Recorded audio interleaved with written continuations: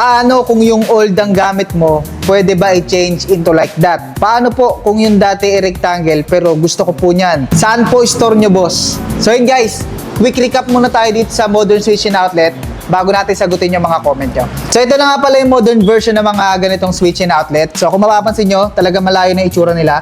So ito yung mga usual, rectangle pa. Then sa mga modern, mas pinaganda na sila. Square na yung shape, mas pinaganda yung texture. Then yun, mas pinaganda rin yung design talaga nila. Tapos sa outlet, meron na silang switch. So yung mga ganitong common na switch and outlet na madalas natin nakikita, usually nasa 10 ampere lang yung ampere capacity nito.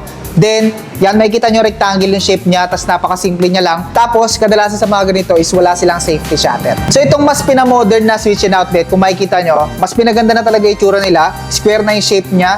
Tapos yung mga outlet nga pala nito is meron na silang switch. Then meron silang safety shutter. So para saan ba yung mga safety shutter na nakikita nyo na yan? So yung safety shutter, ang ina-avoid nyan is yung single pole insertion.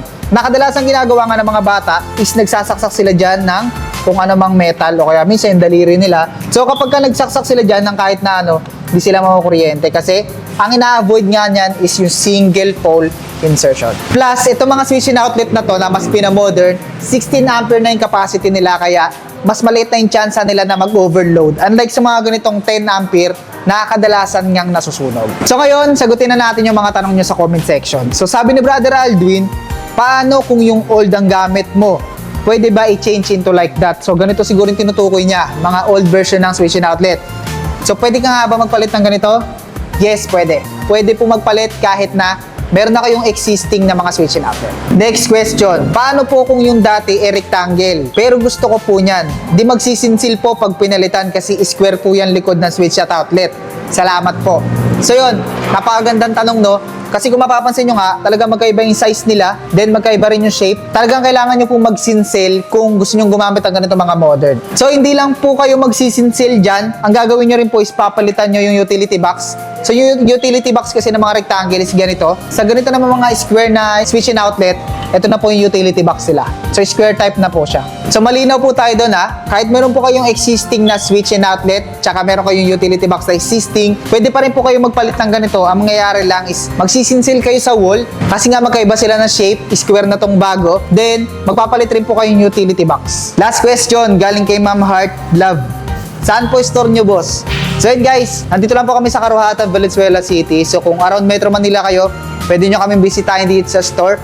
Ang landmark po namin dito is SM, malapit kami sa SM Valenzuela. Tapat po kami ng Comglasco. So kung manggagaling kayo ng Monumento, nasa left side po kami bago mag-SM Valenzuela. Then kung manggagaling naman kayo from Malinta or Malanday, nasa right side naman po kami, lagpas ng SM Valenzuela. So yun, shoutout pala kay Ma'am Eileen from Jeddah, KSA. Dito sa ibang bansa po, ganyan po halos lahat ng gamit kahit sa old building or new building. So halos lahat daw ganun na yung gamit sa kanila, mapa old or new building. So hindi lang naman dyan sa, sa Jeddah, kadalasan na ginagamit ng mga ganitong modern switching outlet. So meron din yan sa UAE, sa Dubai, sa Singapore, sa Malaysia. So dito lang siya sa Pilipinas, talagang bibihira pa. So parang ngayon pa lang siya nauuso dito sa atin. And wala pa kayo makikita niyan sa mall, wala yan sa mga ibang hardware dyan. Kung gusto nyo gumamit ng ganito mga modern switch and outlet at nahihirapan kayo maghanap ng ganito, tawagan na yung message nyo lang kami para hindi na kayo mahirapan kasi kami na yung naganap para sa inyo.